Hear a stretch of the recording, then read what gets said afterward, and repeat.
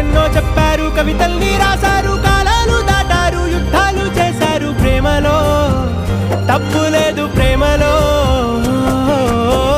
వేల వేల వెన్నెలంత నీదవాలి వెలుగునంత మోయమంటే నేను ఎంత రే.